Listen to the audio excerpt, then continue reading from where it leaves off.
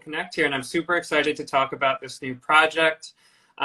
Just for starters, Kin obviously is kind of a play on words and both the ties that bind between family and kind of the organized crime family that you're inhabiting. Just for starters, tell me how you first got involved, what drew you to this character, Michael, just what excited you about this project and made you want to do it. Yeah, so it was really kind of serendipitous. I was actually scheduled to do something else at the end of 2020, and during lockdown, my wife is a producer, and this was a show that she was getting ready to kind of produce, and asked me if I'd read it just to see what I thought. Mm-hmm. I read the first couple of episodes, and I was so blown away by them. I thought the characters were so interesting, and the story was so moving and very painful, you know, and you know, I kind of felt jealous that I wasn't going to get to be in it. And then, you know, the kind of the world conspired to let it kind of happen. My supposed to do fell through, and there was this opportunity for us as a family to go to Dublin and be together and stay together during the pandemic, and so we jumped at it, and you know, it was a very, very fun and exciting experience during an awful time for so many people. Yeah, fair enough.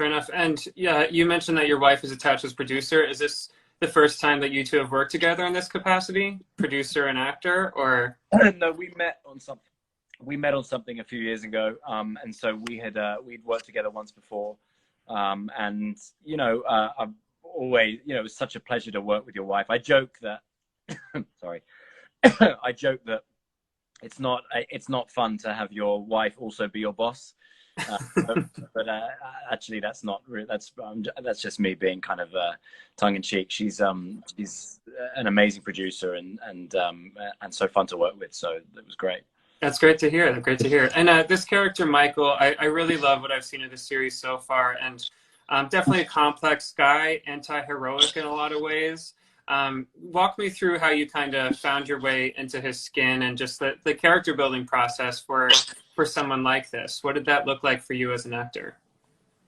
Yeah, you know, what really drew me to the role was how, you know, when you read these scripts, when you meet this family, there's this kind of sense of mystery around Michael, and people treat him with a certain level of respect, and they talk about him with a kind of, you know, a kind of a fear. He has this gravitas, but yet when you meet him, he's kind of vulnerable and a bit broken and quiet and doesn't command authority in the way that I think you expect. And I found that to be really interesting and an exciting challenge as an actor.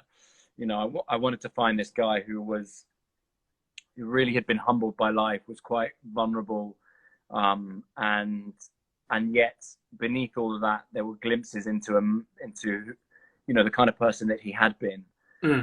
What he was capable of, the levels of kind of violence and aggression that he was capable of, kind of just seep through the surface at times. And obviously, the part of the series gives you his backstory and his history and the kind of the mystery that you're referencing in the present tense. But what was the conversation like with people behind the camera in terms of fleshing out that backstory? Did you have a lot of freedom to add little flourishes or notes about your character development, or is that kind of written in the script exactly who this guy is and what his history looks like? Yeah, I mean, look, I did have a lot of conversations with Peter and the creator and writer, and you know, we were able to kind of get to the root of Michael and also Jimmy, his brother's backstory. But it was, I have to be honest, it was not much needed from my part. It was so clear on the page, you know. The character was and all the characters were so well rounded and fully formed by the time I read the scripts that you know, I didn't need to kind of, you know, invent much. It was already there. There's an amazing crime reporter in Ireland, in Dublin, called Nicola Tallant, and I go on you know, she speaks often about, you know, the organized crime in Ireland, and she's done some podcasts, and she's written a couple of books, and I read one of her books, and there was something in one of her books that really moved me and felt like it was very true to who Michael was. And so I spoke to Peter about that, and we kind of incorporated a few of those elements. Yeah, no, to be fair, it was all on the page, and it was just me kind of, digging deep into this world and these people, and to Michael in particular. Yeah, yeah. I mean, that's when you know you're working with great material. The work's done for you a little bit. And this of course isn't your first time doing some accent work as well. Did you work with the dialect coach, or how do you typically get the voice down right when you're working with something that is outside of your natural voice? I work really, really hard on accents. They don't come naturally to me. For some reason, I've done a lot, over the course of my career. I keep getting roles where I have to put an accent on. Yes, I work with an accent coach. I heavily rely on an accent coach. I work with an incredible man called Paul in Ireland on this.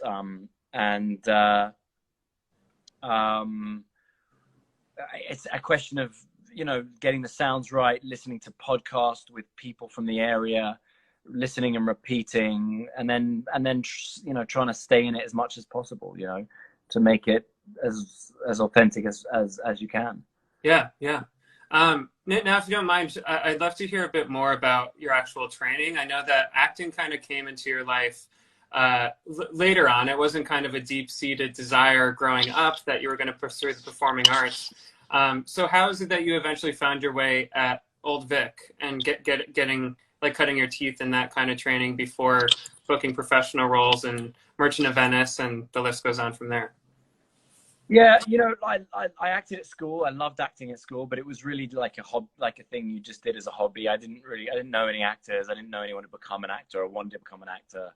I just did it, I did school plays and really enjoyed it. And then towards the end of my school career, someone from a drama school had come to see one of the plays we did, and she spoke to me afterwards, and she said, have you considered applying to drama school? Which I hadn't. But as soon as she said it, it kind of just ignited a little bit of a fire in me, and I suddenly became obsessed with the idea of going to drama school. And from there, I actually got really lucky in the process of applying to drama school. I actually got an agent. I did a movie, and then I went away to drama school and did a year at Bristol Vic, and found that incredibly helpful and informative. But was pulled out early to do the Merchant of Venice. I've been really, really lucky. There's, I think with any actor, young actor, there's likely always going to be periods where the work is, few and far between. For me, the phone has always rung, and at some point, and I kind of had to learn. I got the year at Bristol, but a lot of that was kind of theatre training more than film training, and so I had to kind of learn my craft on the job a little bit. And I've been surrounded by really great actors. I've worked with, the greatest, some of the greatest of all time, and my job was and remains just try and learn as much as you possibly can from the people that you're with. And I've, in that regard, I've had incredibly good training from amazing actors. So. Yeah, kind of learning on the job in addition to that foundational training. So kind of in line with that, what makes a good scene partner in your book? What really excites you about playing opposite someone like Aidan Gillen in this show, or Al Pacino back in the day? What makes a good scene partner for you as an actor? It's the kind of the basic stuff that you would imagine. I think the obvious one being listening. Working with someone who hasn't made any major decisions about the scene prior to doing the scene. Obviously you got, I'm a big believer in doing the groundwork, so you become really familiar with the material, a good sense of where your character is in this moment, where he's come from, where he's going, what's going on in his life. Try if possible to make sure that you are looking for that you've found the elements of the character that you don't necessarily have in common with that character. quite easy to kind of to mold the character to be as much like you as possible, so that it's kind of easier to play and it's very naturalistic. And I like to try and find the line between where my character is similar to who I am as a person, and also where he's different. Mm. And then just get, on the day, just get there and hope that just listen and hope that you're being listened to, and try and be surprised by what comes from yourself and your scene partners. Yeah, absolutely. And I actually very coincidentally had the pleasure of speaking with a scene partner of yours just last week. Rosario Dawson has her series Dope Sick coming up on Hulu. So got to pick her brain a bit. Daredevil was obviously such a big break for you, at least stateside. What do you remember most fondly about your time playing that character and kind of joining that universe? Oh man, it's such a good question. It was such a cool period of my life. It was so unexpected. I was kind of mid-30s, I guess, maybe early 30s when I got that job, and for me, I thought that ship had sailed. I thought that I had friends who'd gone off. A lot of British actors of mine who've been Marvel superheroes or been in the superhero universe in some capacity, and it always seems like so much fun to me. I'm also someone who really enjoys the physical aspect of filmmaking. I love all the stuff. I love getting stuck in with the kind of with the action sequences and all that kind of stuff. But I didn't think that was going to present itself for me. And then here it then came along in 2014, and the whole thing has kind of just been, the whole thing was just a dream, and to have the show so well received, and for my portrayal to be liked, and to be someone who's now associated with that character. I don't know, I'm still pinching myself, really. And it was like every day going to work. It's really hard work. It was a really hard work. There's long seasons, and your body is just destroyed by the end of it. And there's so many people who kind of have to give blood, sweat, and tears every single day to get a show like that made. I mean, you think about, they make a Marvel film or whatever in 4 or 5 months, and that's 2 hours, and we were doing an hour-long episode every 8 to 10 days. Yeah. So with action sequences, I mean, it was insane what we were able to achieve, and huge credit to Marvel TV who and Netflix who put all that together. So anyway, long-winded answer, probably didn't even answer your question, but just to say that just the whole thing was just a dream come true, and I'll probably the highlight of my career. Yeah. Well, I love hearing about it, and Kin is of course the latest and greatest for you. Just as a final question, what is it that you hope to do next? What's kind of on your bucket list as a performer, and what excites you when you're doing something new? Just give us a preview of what's to come, maybe. Yeah, I don't have anything currently booked. I'm kind of waiting for the right thing to present itself. I would like to do some comedy. I'd like to kind of like try my hand. Some of the first stuff I did on stage was comedic, and I do have a love for that. If I can get the right genre, do you know what I mean? So I'd like to try my hand at that if it presents itself. With the pandemic, I don't feel like I can just take a job now and leave the family. I have young kids, and I don't want to go away and not be able to get back.